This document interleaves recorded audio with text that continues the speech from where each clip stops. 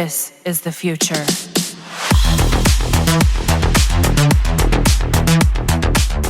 Hello everyone and welcome back to another Warframe video. In today's video, I just want to talk more about the current event Operation Gargoyle's Cry and how to farm it fast. I have showed several videos about this already, and Titania was my most recommended Warframe for farming the event fast and easy. The Warframe's mobility makes collecting Murmur Eyes easy, and she does good damage with her Dex Pixia. But after playing the Warframe for a couple of times, I felt bored and decided to try other variants to kill the fragmented boss and Steel Path Effervo fast. I have tried a couple things today like Mag's Bubble, but it doesn't work with the fragmented boss. Chroma is obviously good with his Fury buff. He also got enough survivability to withstand the damage of the boss, but I don't really focus on that right now since I'm doing this mission in public queues for easier farming. If I get down, my teammates will just revive me, which is the best perk in playing with a team. In fact, it's really not advisable to do this mission solo, especially if you want to farm grotesque splinters fast to get arcanes such as Arcane Energize. Wrathful Colorvo is also great, but the only thing I don't like about this is that his recompense doesn't work with the fragmented boss and it won't provide you any overguard. The damage of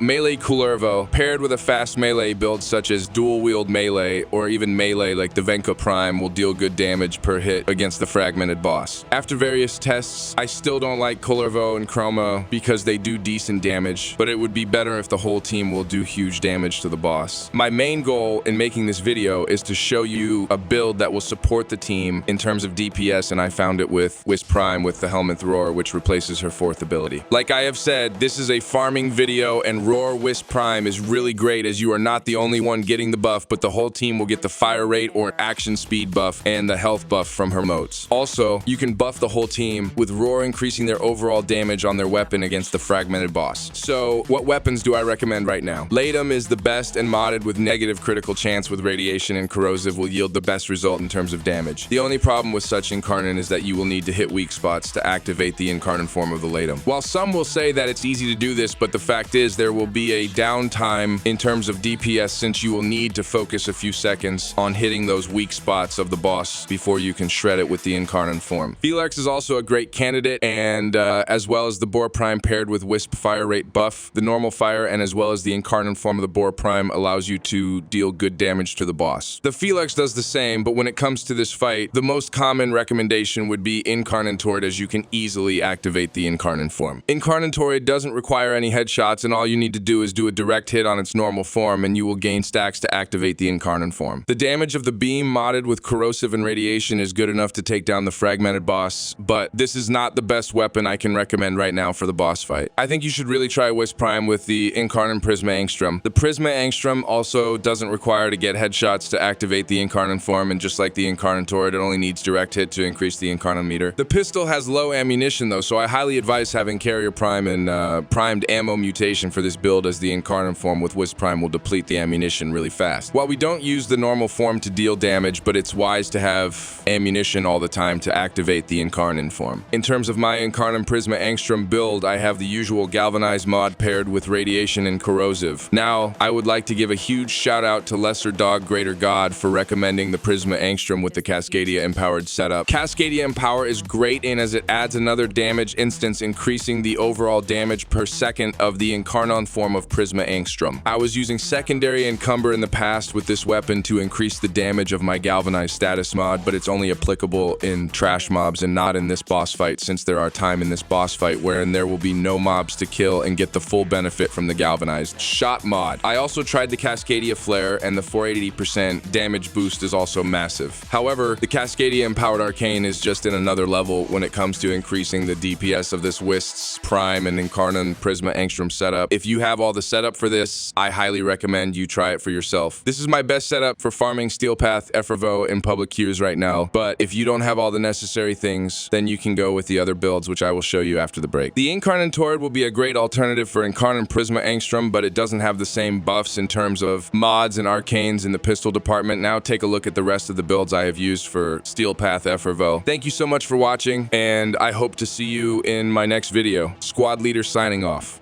This is the future.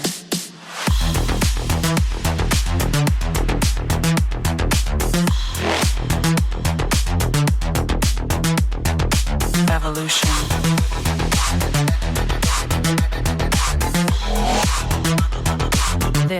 is the future.